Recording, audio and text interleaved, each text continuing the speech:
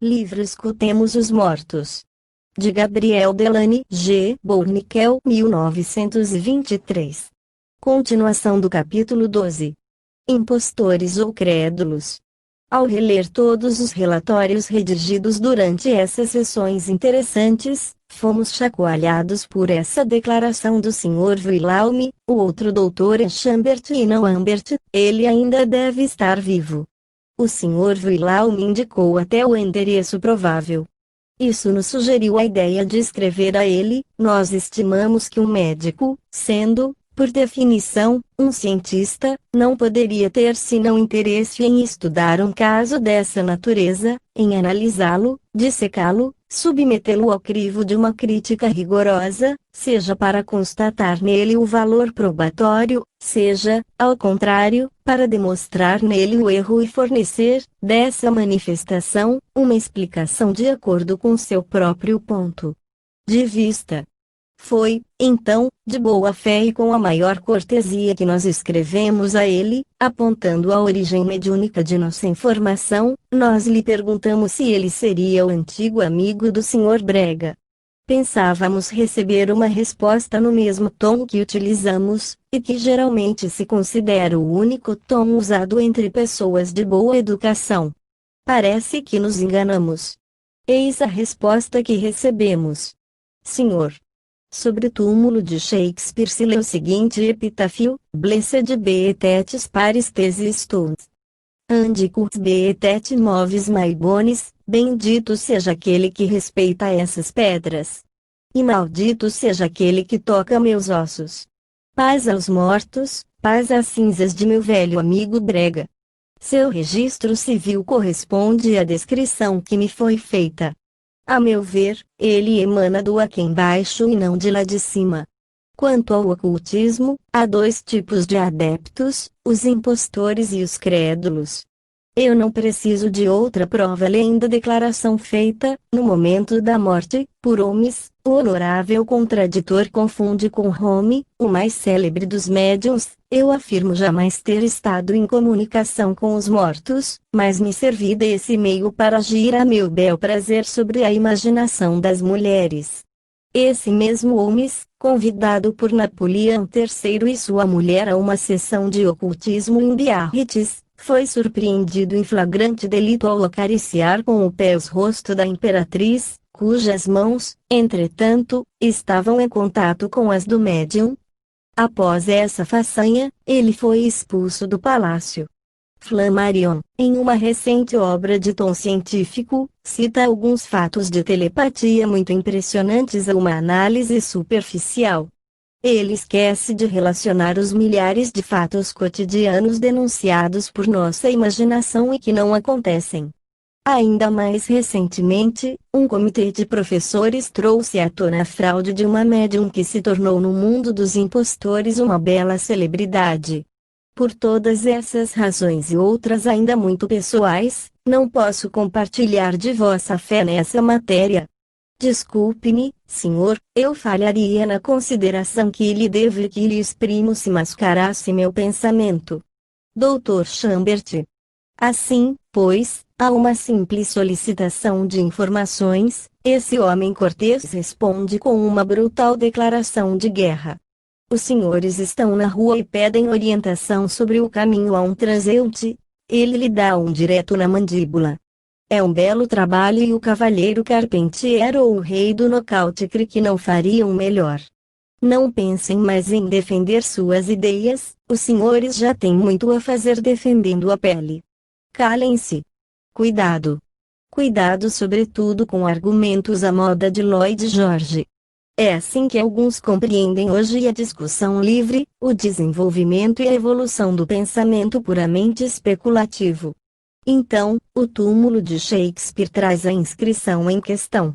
Mas não foi Shakespeare que abriu o monólogo de Hamlet com este verso: ser ou não ser, eis a questão. Não seria o mesmo Hamlet quem disse: há mais coisas entre o céu e a terra, Horácio, do que pode conceber a filosofia? Que pena que nosso correspondente não agregou essas citações àquele que ele nos enviou como um golpe. Ele teria medo de servir muito abundantemente seu prato inglês, ou ele teria lembrado, um pouco tarde, dessa reflexão de Macbeth: há mais almas que montam guarda em torno de nossas más ações do que estrelas no céu? O que quer que seja, disse o temível cartel, retemos isso aqui. Seu velho amigo Brega existiu e seu registro civil corresponde à descrição que foi feita. Esse testemunho um pouco azedo, se juntando àqueles que podemos agrupar, constitui uma nova prova da existência da alma e de sua imortalidade. O pé plebeu e a bochecha imperial, nosso honorável correspondente, não hesitou, em sua carta, em fazer eco a essas invenções maliciosas que, de todos os tempos, não tiveram outro objetivo senão desconsiderar os médiuns mais sinceros. Nessa campanha violenta, a multidão espumante jamais deixou de seguir sem melhor exame os campeões da mentira. Florence Gouk, Eusapia Paladino, acusadas de fraude, foram inocentadas, em seus tempos, das acusações contra elas. Não obstante o Sr. Dr. Chambert, constatamos que aconteceu o mesmo com Daniel Douglas Home, e não Holmes, como ele havia ortografado. As marcantes experiências de Home foram analisadas pelo Comitê da Sociedade Dialética de Londres, depois por William Crookes, Gabriel Delany, Gardy, Bones, etc. O Sr. Regnault, Henry Regnault. Os Vivos e os Mortos, páginas 349 e posteriores, reproduziu artigos publicados por Stevenson, Mears, Wallace, demonstrando a ignomínia do triste indivíduo que, sob o pseudônimo de Dr. Philip Davis, chamado Leo Tachil, forjou cada frase da história estúpida de Home, acariciando a bochecha da imperatriz Eugênia com seu peno. Durante uma sessão, ninguém jamais pôde dizer de modo preciso se o fato teria se passado em Tuileries ou em Biarritz, nem quais pessoas teriam sido testemunhas. Essa história, diz o Sr. Stevenson, não tem nenhum fundamento, e ficamos verdadeiramente surpresos que ainda haja alguém para lembrá-la. Ela sequer tem um começo de verdade. Sempre, quando alguém a reedita, se tem o cuidado de rodeá-la de testemunhos de pessoas mortas há muito tempo e que jamais, quando vivas, tinham dito ou escrito algo semelhante. Esse procedimento é, de fato, muito cômodo. Ele foi bastante posto em prática por algumas municipalidades que, não têm o suficiente confiança no discernimento dos eleitores, faziam votar os mortos e assim se asseguravam da maioria. Frederick Mears, desejando esclarecer alguns pontos da vida de Home, em vão se esforçou para chegar à origem dessa história e não pôde jamais recolher nenhum testemunho que lhe apoiasse.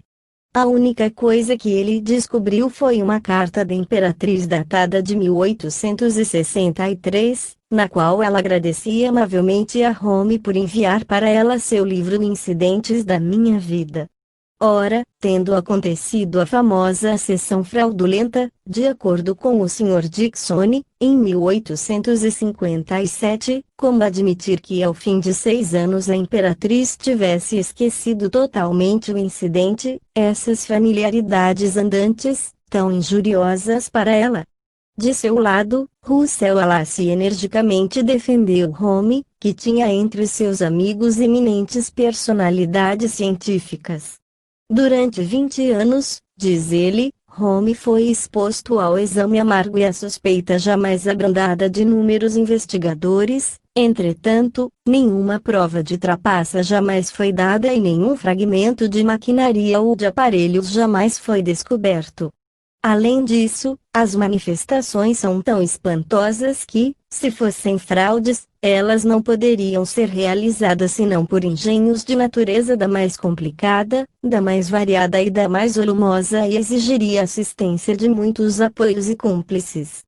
Quanto às palavras citadas pelo Dr. Chambert, eu afirmo jamais ter estado em comunicação com os mortos, mas me servi desse meio para agir a meu bel prazer sobre a imaginação das mulheres, continua colocado em uma hora. Home jamais as pronunciou e elas não foram publicadas senão após a morte do célebre médium. O meio era prático, ele evitava o desmascaramento. Agora que terminamos o caso Brega, continuemos a passar pelo crivo de outras identificações. O tapeceiro. A manifestação seguinte não oferece grande interesse, em razão do pequeno número de informações que foram dadas, todavia, ela ressalta do espiritismo mais incontestável e lhe traz um novo apoio. É sob esse título que nós a mencionamos. Ela aconteceu no final de uma sessão na cidade, em 8 de janeiro de 1922, no momento em que a reunião terminava, a médium diz o seguinte: eu vejo, Lafarge, desenhista, Rua Sem Salveur. Vejo desenhos representando objetos religiosos, virgens, etc. Eu vejo um homem que parece ter 70 anos, branco, muito grande, por volta de 1,75 m, ele tem os ombros curvados, ele escreve, é um operário, ele desenha, ele mostra 1873. Escuto, Narcisse François Charles, Goencourt, Oise. Ele morreu em 1873. É Narcisse François Charles. Charles é o nome de família. Eu vejo uma mulher muito idosa, é sua mulher, Julie Marie Beauly, ele tem uma filhinha de 4 ou 5 anos. Escuto. 1840, Marie Charles Agincourt, esse espírito teria desejado vir, ele escreve Andralen. Eu vejo, Helene Charles, professora em Belvais, Instituição Livre, Rua Louis Grave. O livro de registros consultado nos dá, Goencourt, Oise, 476 habitantes a 4 quilômetros de Belvais. Senhora Lescornes, que mora precisamente na Rua Sem Salveur, número 99, foi encarregada da investigação, ela não pôde encontrar traços, nessa rua nem em outras, do desenhista Lafarge. Ela recebeu, de Goencourt, a seguinte carta. Prefeitura de Goencourt, Oise. 2 de março de 1922. Senhora. Para meu grande pesar, não foi possível conhecer o endereço da senhora Helene Charles. Desde a morte de seu pai ou seu avô, sua família perdeu de vista. Ela deixou Goencourt para morar em Paris e eis a única lembrança que sua família guardou. Atenciosamente. Belvais. Essa carta estabelecia a existência da senhora Helene Charles, que é, verdadeiramente, a filhinha que tinha 4 ou 5 anos na morte de Narcisse. Tratava-se de estabelecer a existência legal dos dois esposos e a morte do marido. Senhora Lescornes consegue o extrato do registro dos autos de registro civil da prefeitura de Goencourt, constando que, no ano 1872, quinta-feira, 9 de agosto, às 3 horas da madrugada, morreu em seu domicílio o Sr. Jean-François Narcisse Charles, tapeceiro, nascido em 20 de julho de 1820, filho de Jean Charles e Marie-Louise Fosse, esposo de Julie Desiree Bello, 54 anos de idade. Dona de casa. Data, assinatura e carimbo.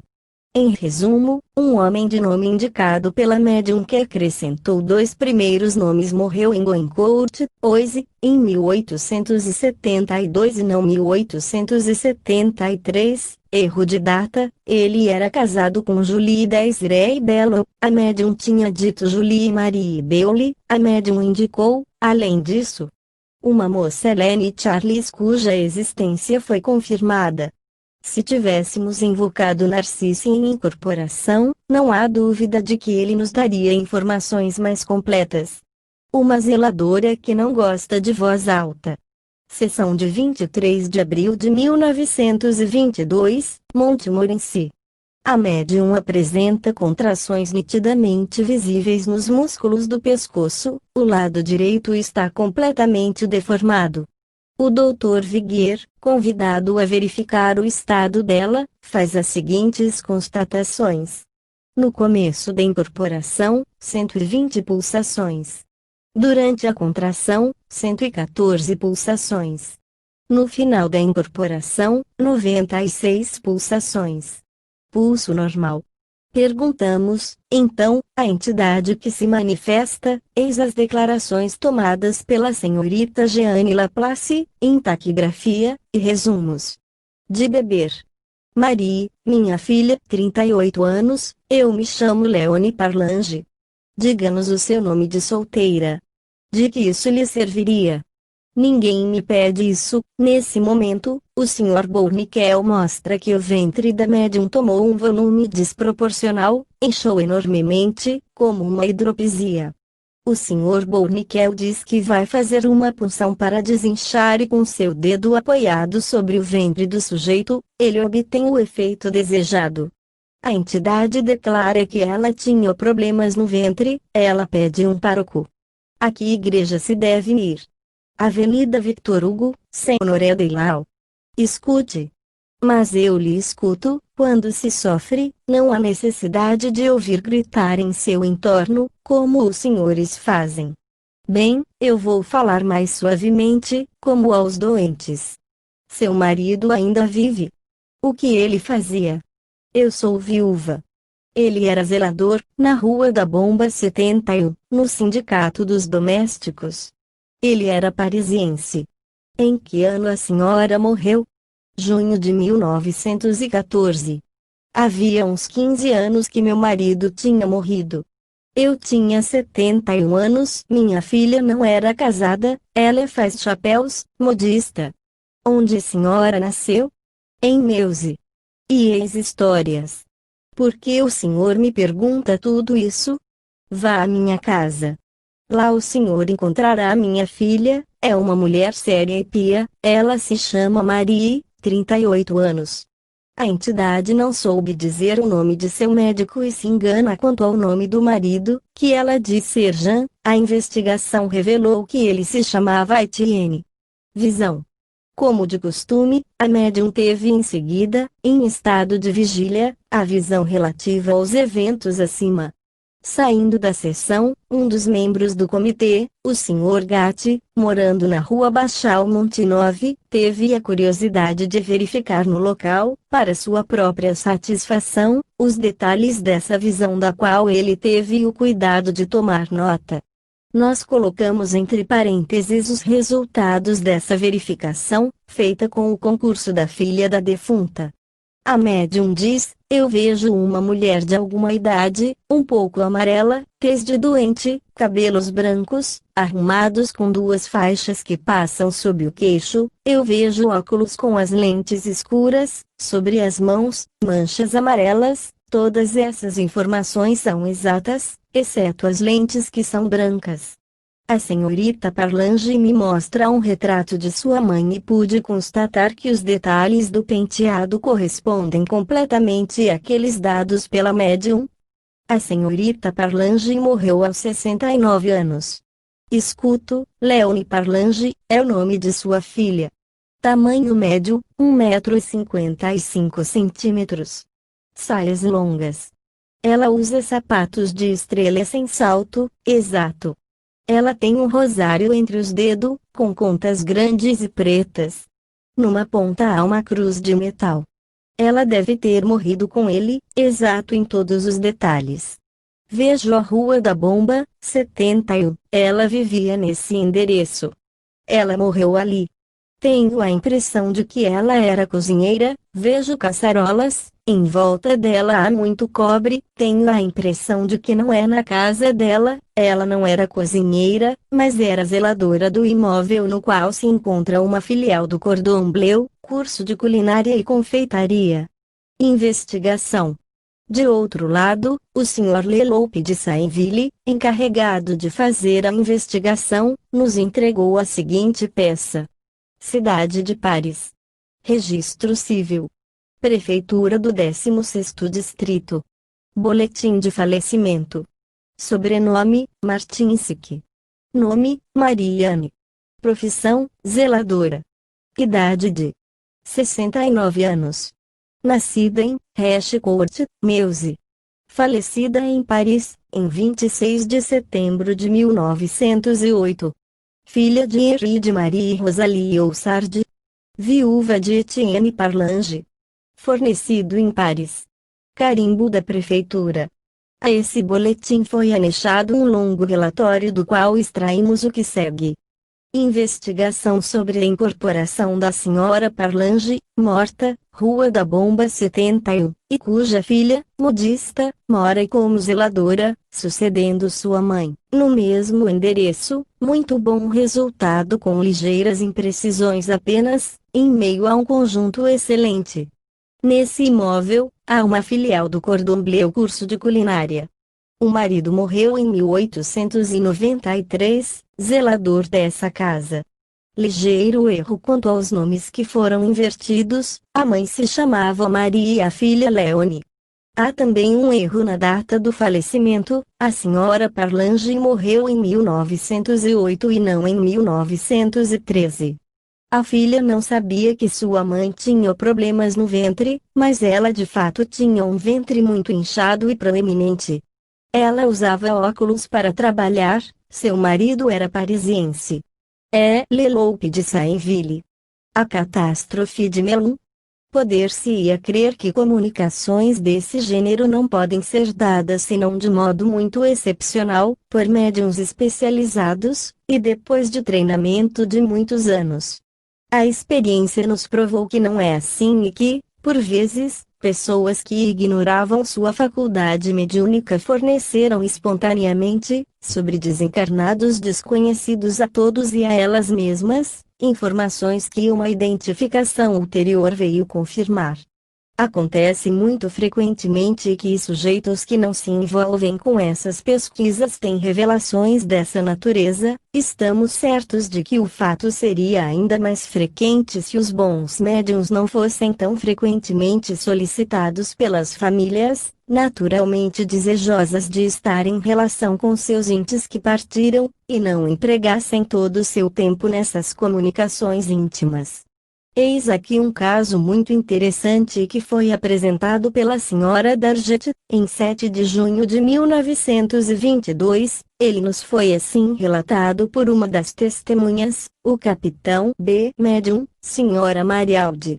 A médium entra bruscamente em um estado cataléptico e depois de alguns passes para desembaraçá-la, ela fica em transe e dá às pessoas presentes o simulacro pungente de um corpo se retorcendo em sofrimentos atrozes e por lamúrias e gritos repetidos. Estou queimando, estou sufocando. Tarde demais, sugere a ideia de alguém morto em um incêndio. O estado dura por volta de 7 minutos e, então, depois de vários passes, a calma se estabelece e a entidade faz a seguinte fala. Sou o capitão Amick, do 98º Regimento de Infantaria, na guarnição de Roanne, morri em meio a torturas atrozes no acidente da ferrovia de Melun, em 1913. Tive as 2 pernas esmagadas e a metade do corpo carbonizada. Eu estava com minha mulher, nascida Maria Louise Rovieri. Não tive mais notícias dela desde a catástrofe, não sei se ela sucumbiu comigo. Desejo reencontrá-la. Vim com esse objetivo, guiado pelo sobrinho do comandante Darget. Eu voltaria se os senhores permitissem e agradeço-lhes. Durante a incorporação, o rosto da médium estava calmo, grave, com uma atitude um pouco altiva. Ele falava com uma voz lenta, medida, dando um pouco a impressão de preciosidade, de correção fria e digna. A saudação militar que ele fez ao comandante Darget no momento em que, de sua demanda, ele foi apresentado, foi feito com grande correção à moda antiga, que dizer, o cotovelo bem elevado e a mão quase horizontal. No objetivo de controlar a identidade dessa incorporação, o capitão B. da guarnição de Paris dirigiu-se ao círculo militar onde consultou os anuários de infantaria, do que resulta. 1. Que o capitão Amick, Camille Leon, pertencia ao 98º Regimento de Infantaria, na guarnição de Roanne, durante os anos 1912 e 1913. 2. Que ele não consta nos quadros desse regimento em 1914, mas que esse anuário traz na parte inferior da página do dito regimento a menção: oficiais removidos dos quadros de 1º de janeiro a 31 de dezembro de 1913, AMIC, capitão, falecido. Esse controle é preciosamente completado pela declaração seguinte, do comandante B, da guarnição de Grenoble, não espírita e que não assistiu à sessão. Esse oficial conheceu bem, em duplo título, o capitão Amick, então tenente estagiário na 14ª Companhia da Base de Abastecimento, em Lyon, depois mais tarde, após seu casamento. Sua declaração traz toda a luz desejável na presente investigação, pois ela verifica de modo indiscutível a atitude da médium no que se refere ao modo de ser, de falar e de saudar do capitão Amick. Ora, a médium, espírita há menos de 3 anos, jamais tinha visto, conhecido ou ouvido falar do capitão Amick, ela jamais esteve em Rouen. Declaração do comandante B. Conheci em 1900 o capitão Amick, uma das vítimas da catástrofe da ferrovia de Melun que aconteceu em novembro de 1913, enquanto ele era tenente no 22º Regimento de Infantaria e fazia um estágio no 14º Esquadrão da Base de Abastecimento, corpo ao qual eu pertencia. De 1900 a 1904, após o casamento do tenente Amick com a senhorita Rouvière, do meu com a cunhada de um farmacêutico de Lyon e do irmão deste com uma outra dama Rouvière, conheci Amick ainda mais, e foi quem, para mim, de camarada tornou-se amigo. Na noite da catástrofe, eu viajava de Charolles para Paris e foi lendo os jornais, ao chegar em Paris, que tive conhecimento da catástrofe de Melun, e que um capitão Amick e sua mulher ali encontraram a morte.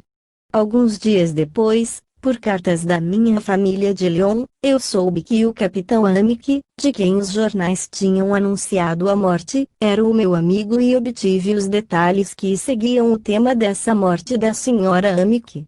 Para a viagem, eles se instalaram no primeiro vagão da primeira classe que estava próximo à locomotiva. No momento em que aconteceu o choque, o vagão foi levantado pela força do trem contra a locomotiva que freava a senhora Amick, que teve as 2 pernas cortadas, sem dúvida pelos bancos, foi projetada para baixo do vagão até a fornalha da locomotiva. Os detritos do trem apoiados sobre suas coxas, seu sangue escapava gota a gota e a morte não se fez até às 4 horas da manhã, sendo que a catástrofe aconteceu por volta das 9 ou 9:30 da noite. O capitão Amick também teve suas 2 pernas decepadas, apanhado alguns instantes após a catástrofe. Ele morreu enquanto era transportado ao hospital de Melun. Era um rapaz bem colocado, falava lentamente e com uma voz forte e grave. Ao primeiro olhar, ele parecia cheio de si, mas no fundo era um excelente rapaz. A maneira que o capitão B me retratou o capitão Amick, falando por intermédio de um médium, corresponde perfeitamente à lembrança que conservo do dito capitão. Assinado, comandante B. Nota: se alguém vier a pensar que a médium, tendo lido os jornais da época relatando a catástrofe de Melun, tenha tirado de seu subconsciente as informações e detalhes que ele nos deu estando em estado de transe, convém colocar em evidência: 1.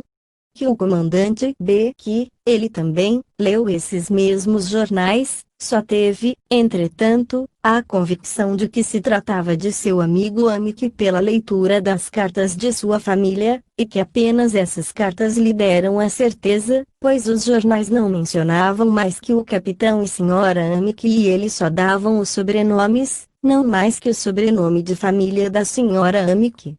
Ora, a médium nos trouxe Marie-Louise Bouvier, nome e sobrenome que ela não poderia ter tirado dos jornais e, por conseguinte, de seu subconsciente.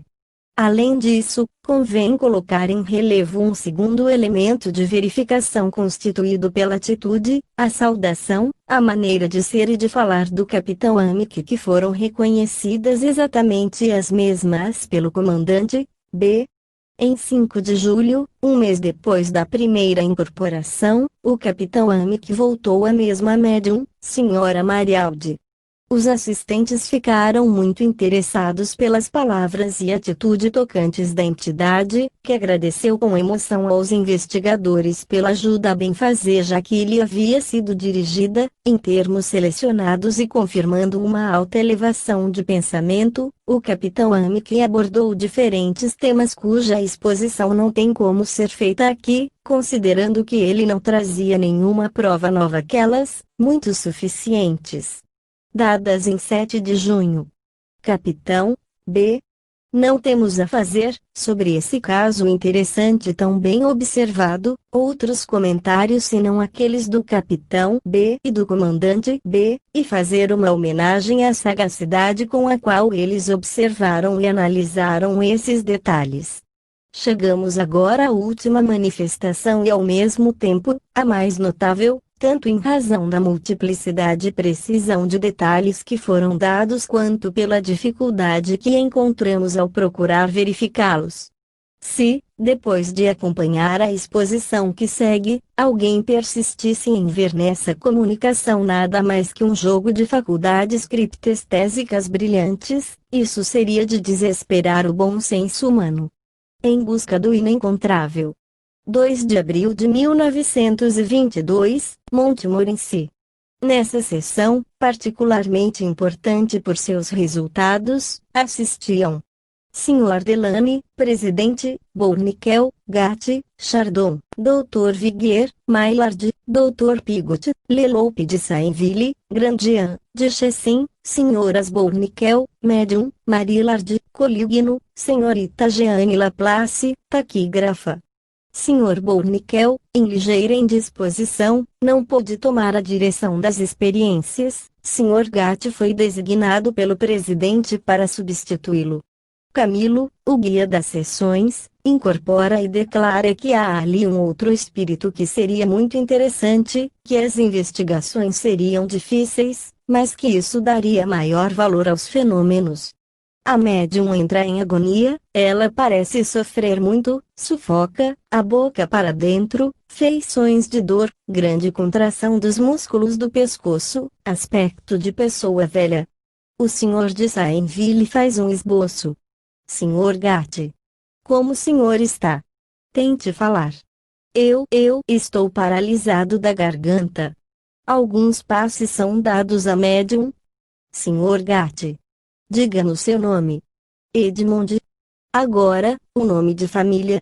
Duetre, todos os nomes de família foram alterados. Morri de paralisia. A mão direita é tomada de um tremor muito acentuado, a mandíbula, em movimento contínuo, parece ter um tique. As perguntas feitas em seguida são respondidas de forma lenta, fragmentária, nitidamente procurando reunir as memórias. Eis o resumo dessas declarações.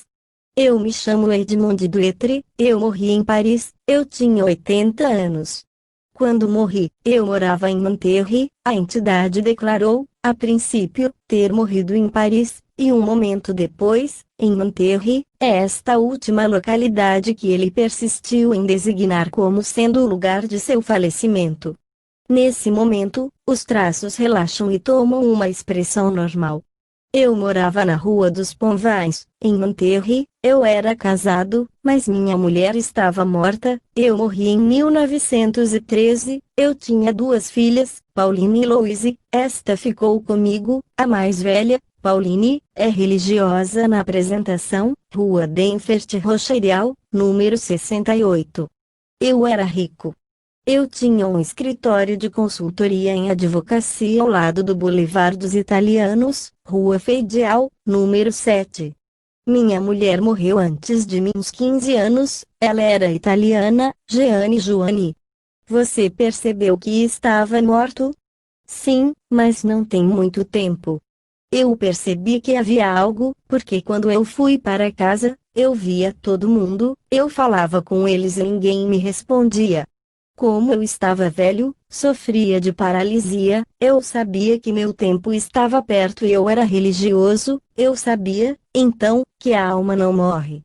Eu sabia que eu viveria, mas de uma forma diferente. Morri com os sacramentos, eu comungava muito frequentemente, eu ia à missa todos os dias, mas eu sabia que eu não podia ir para o paraíso, eu tinha muitas coisas pequenas a me culpar. Há muito tempo estou procurando, eu gostaria de me comunicar com minhas filhas. As pessoas devem ter feito missas para o Senhor. Ah, sim. Minha filha Pauline e a irmã Maria Adriene. Eu não podia vê-la muito, elas são enclausuradas. Ela manteve por muito tempo o véu branco, antes de tomar seu véu negro, minha mulher não queria dar o seu consentimento, ela deu antes de morrer. Sr. Delany. Quando fizeram missas para o senhor sentiu algo? Não, nada mudou, no entanto, há um mundo orando por nós, mas isso não serve de nada. Eles ainda acreditam no céu como quando em vida, eles oram para ir para lá, a mentalidade é que não é alterada, é como na terra, essa esperança me acompanha sempre. Quem lhe trouxe aqui? Uma força, como uma intuição, de repente, fui impulsionado a ir em outra direção, eu fui atraído a vir aqui. Sr. Delany. O senhor não conhecia os fenômenos do espiritismo? Ah, não. Ah, não. O senhor percebe que você está falando aos vivos?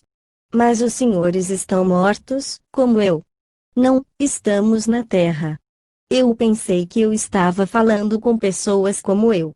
O senhor vê o lugar em que estamos? Fisicamente, o senhor vê todos. Não, não percebo. Toque seu cabelo, toque seu peito, e diga-nos se esses são seus cabelos, seu peito. A médium passa a mão nos cabelos dela e fica sonhadora.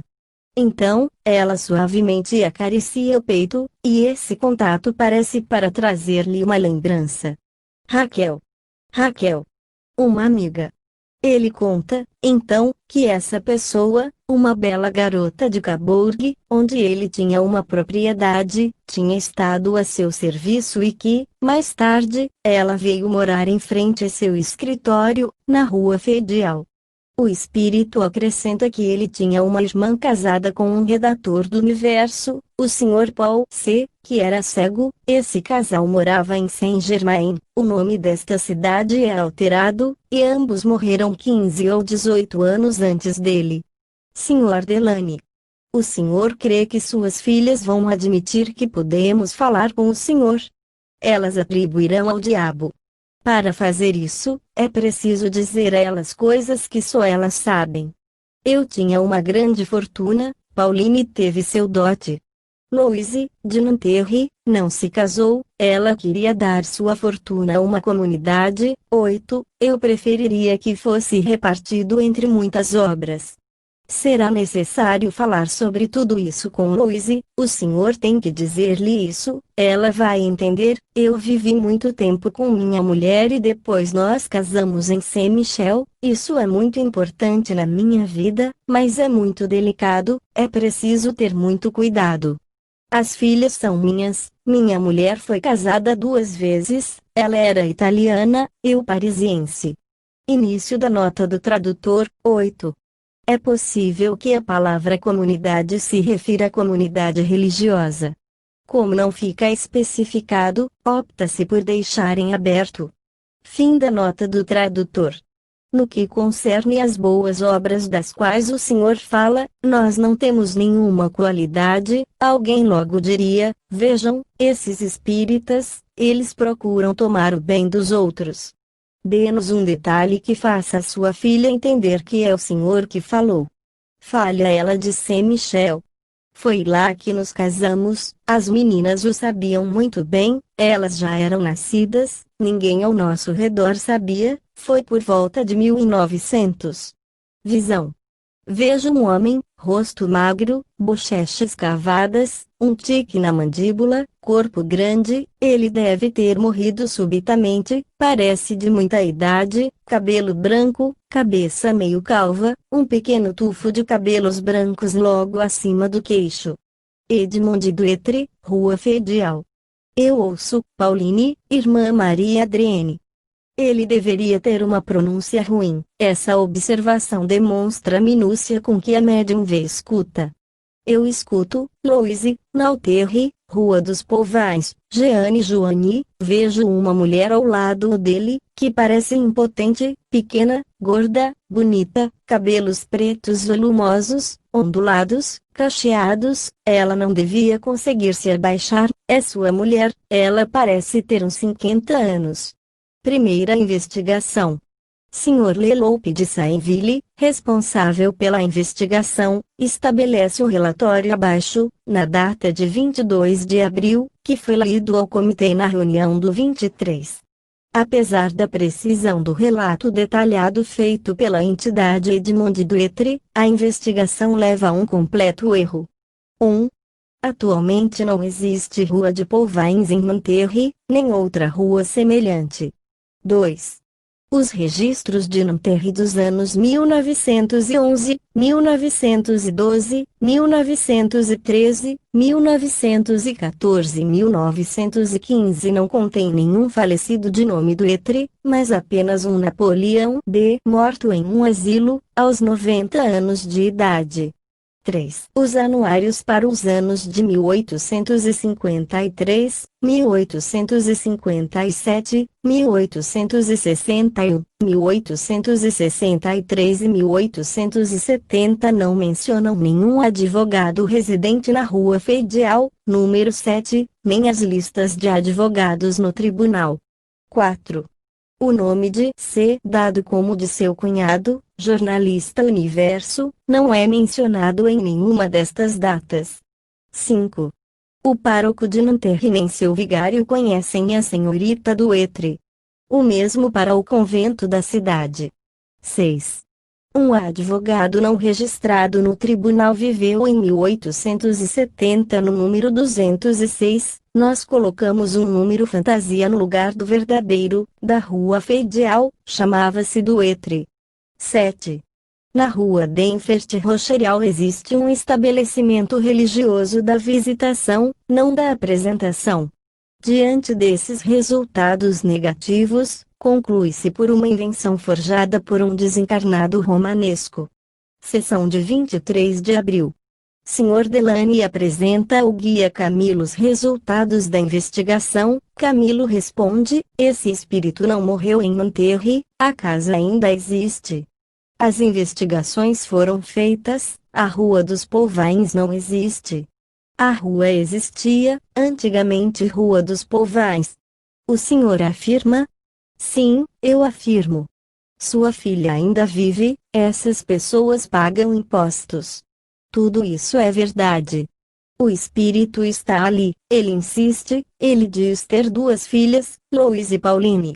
Pergunte se ele não tem que corrigir alguns pontos, nós o traríamos novamente. Sem resposta. Já que ele é muito religioso, peça a ele para afirmar diante de Deus a realidade das coisas que ele nos revelou. Sim, ele afirma. Como o senhor vê, Camilo?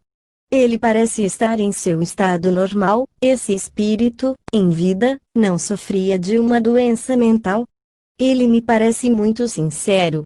É inútil trazê-lo, pois ele não vai acrescentar nada ao que ele disse antes. Suplemento da investigações. Relatório. Continuei a investigação por conta das declarações de Camilo sobre Edmond Duetre, o resultado ainda é um completo fracasso. Novas pesquisas em Nanterre não foram capazes de descobrir a Rua dos Polvains, mesmo antes de 1913, até 1903. O nome de Joane é desconhecido nos conventos de Nanterre para os padres da paróquia. Em Paris, minhas pesquisas na Câmara Municipal do 29º Distrito me deram a certeza de que Duetre não morreu na Feidial, não há nenhum Duetre que possa ser relacionado ao que procuramos, entre 1905 e 1918. No número 206, onde o livro me indicou um Duetre em 1870, não se encontra rastro de nenhum inquilino de mesmo nome, a zeladora está lá há 10 anos. No 208, onde a zeladora está na função há 18 anos e conhece bem o edifício vizinho, nenhuma informação. No 204, nada diferente. Finalmente, visitei todos os números da rua, encontrei vários zeladores muito antigos, não consegui obter nenhum rastro de Edmond Duetre. Leloup de Sainville. Sessão de 7 de maio. Sr. Delany, presidente, apresentou aos membros do comitê e depois a Camilo, os numerosos erros que nos impedem de encontrar o rastro de Duetre. Camilo. Esses vê do próprio espírito, o espírito está ali, bem, ele viveu em Nanterre. Ele tinha outras propriedades que ele falou para os senhores, incluindo Cabori, os senhores poderiam ver. Porque ele deu um nome que é desconhecido. Ele fala de suas filhas. Isso seria não um sonho desse pobre homem? Não, ele insiste. Ele diz, se alguém for ao convento, encontrará pistas da minha filha. Mas este convento é fechado, seria muito difícil. Especifique, que convento é esse? A Visitação, 68, Rue d'Enfert Rocherial. Como é que ele continua a dar o nome de uma rua que não existe em Nanterre? Ele insiste sempre, sua propriedade existe, antiga Rua dos Pouvins, quando ele a comprou. Pergunte a ele quando ele comprou e o nome do tabelião. Por volta de 1885. Ele não se lembra do nome do tabelião. O espírito continua a afirmar que ele morou na Rua Feidial, ele acredita ter morrido lá. Abandono e retomada da investigação. Essa terceira sessão não trouxe elementos novos, como não foi possível solicitar mais da complacência do investigador, a manifestação foi considerada como errônea, e o caso encerrado. As férias chegaram, as sessões terminaram. Mês de junho. Senhora Maillard, que não faltou a nenhuma, se encontrando em um salão com uma senhora de idade que viveu há muito tempo em Nanterre, teve a ideia de perguntar se ela não teria conhecido um senhor de nome Duetre. A senhora se lembra de ter conhecido, e dá sobre ele algumas informações que confirmam aquelas fornecidas pelo espírito, durante as 3 sessões. Duetre, que acreditava ter seus segredos de família e pecados bem escondidos, não poderia supor que havia pessoas tão perfeitamente a par de sua vida. Infelizmente, a senhora não se lembrava mais o nome atual dado à antiga Rua Pouvins, da qual ela certifica a existência.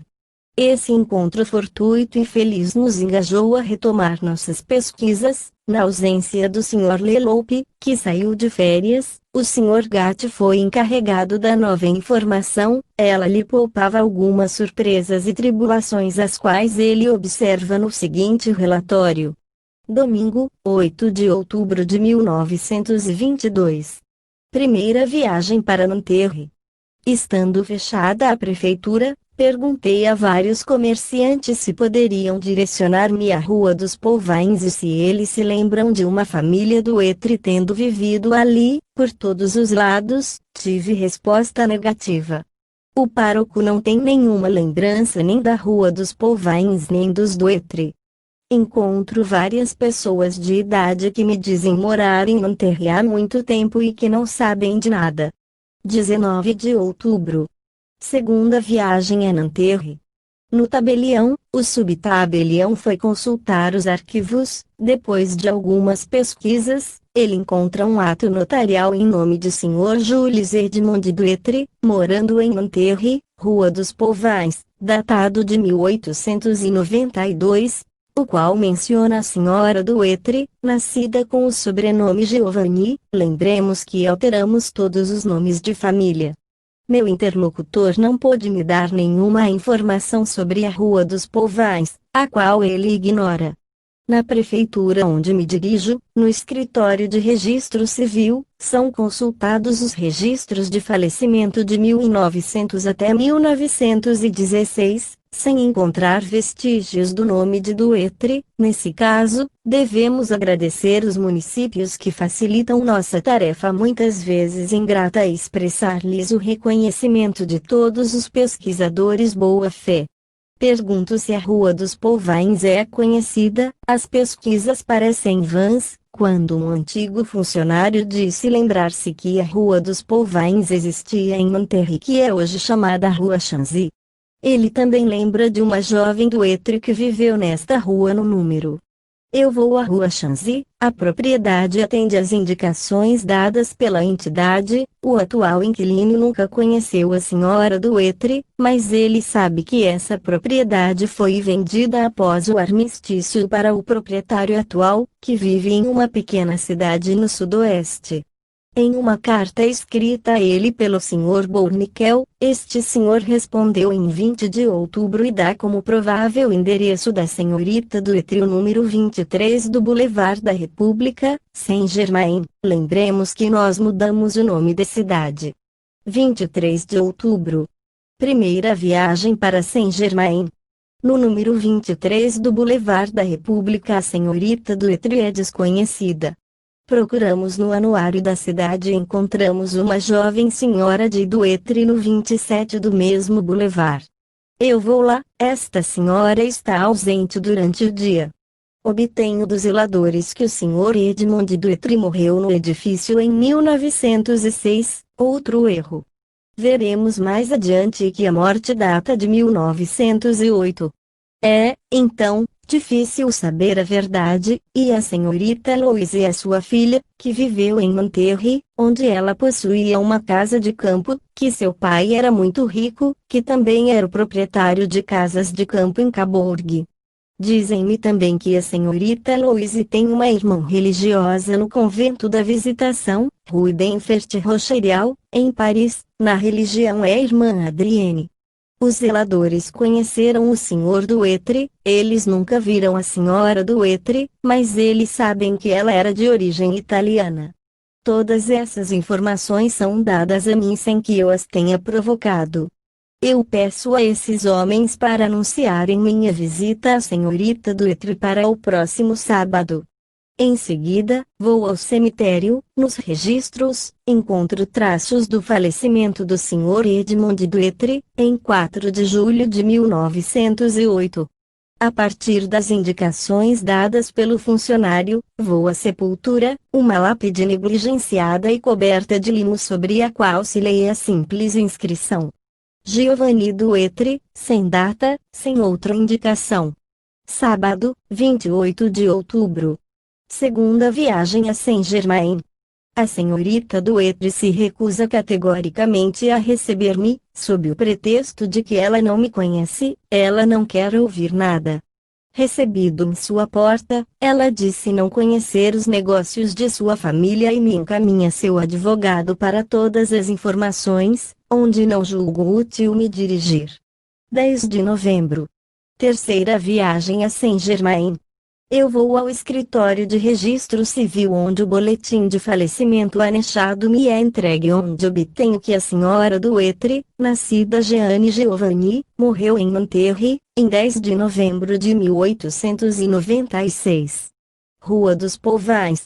Tendo as pesquisas encontrado dificuldade para encontrar essa rua, decido completar a investigação com informações mais precisas. Em 11 de novembro, vou mais uma vez a Monterrey. Rua Chanzy. Me dirijo a vários habitantes, alguns morando ali há mais de 30 anos. O proprietário de uma casa na esquina da Rua Chanzy com a Praça do Marechal Foch me diz que ele mora na mesma casa há uns 40 anos. Ele acredita que a Rua dos Polvains foi rebatizada depois da Guerra de 1870, mas, no que lhe concerne, ele sempre a conheceu com o nome de Rua Chanzy. Eu digo que vi um ato notarial datado de 1892 onde a Rua dos Polvains se encontra mencionada. Ele me responde que isso é muito normal, pois os atos notariais geralmente registram ruas, praças, etc., como o nome que elas trazem no momento da construção dos imóveis em causa.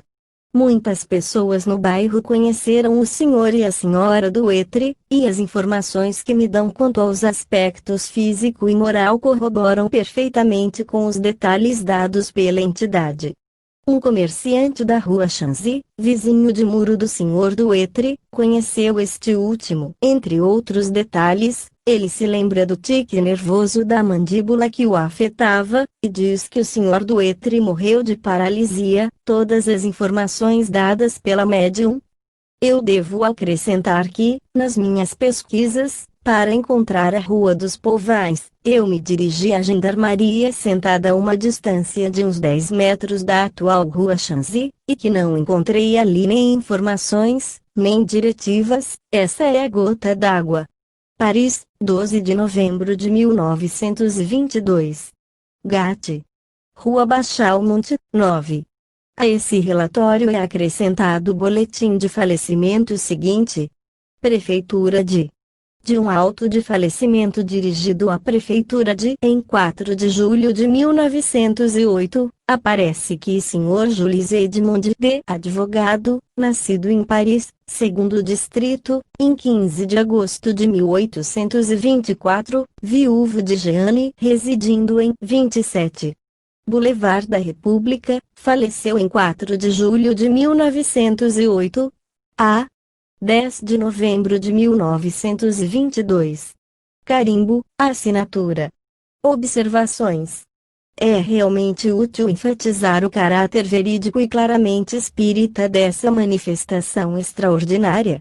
Ela traz tantas evidências, inatacáveis, irrefutáveis, controladas, que nos é suficiente listá-las sem que seja necessário sustentá-las com uma longa argumentação. Antes da primeira incorporação, que remonta a 2 de abril, Camilo tem o cuidado de nos advertir que o espírito que irá se comunicar será muito interessante, mas que as investigações serão difíceis, no plural. Já vimos como essa previsão foi fundamentada, uma vez que as investigações que começaram desde o dia ulterior à sessão só terminaram em 12 de novembro, assim, duraram mais de 7 meses. A dificuldade vinha principalmente da impossibilidade dos dois investigadores de encontrar a Rua dos Povais, rebatizada há 50 anos. A médium não tem mais que 35, as pessoas que ali vivem há 40 anos ignoram essa antiga denominação. Apenas a senhora encontrada pela senhora Maillard em um salão de Paris e o antigo funcionário da prefeitura em Nanterre conheciam essa particularidade. E dificuldades ainda para encontrar a filha de M. Duetre, levou 6 meses e meio. O mesmo para as outras informações que puderam ser confirmadas. Camilo e Duetre insistem veementemente nas sessões seguintes e Duetre, que foi um homem pio e religioso, não hesita em atestar diante de Deus que ele fala a verdade. Independentemente dos testemunhos de toda a espécie, há ainda o túmulo no qual estão enterrados os dois cônjuges. O Sr. Gatti, da maneira mais conscienciosa, realizou sua investigação até o fim. Ele esteve no cemitério, certificou-se da existência passada desses dois seres, enterrados lado a lado, e, após essa visita, ele teve de fazer uma nova viagem, a sexta e última. Não será possível dizer que a informação foi obtida de modo aligeirado.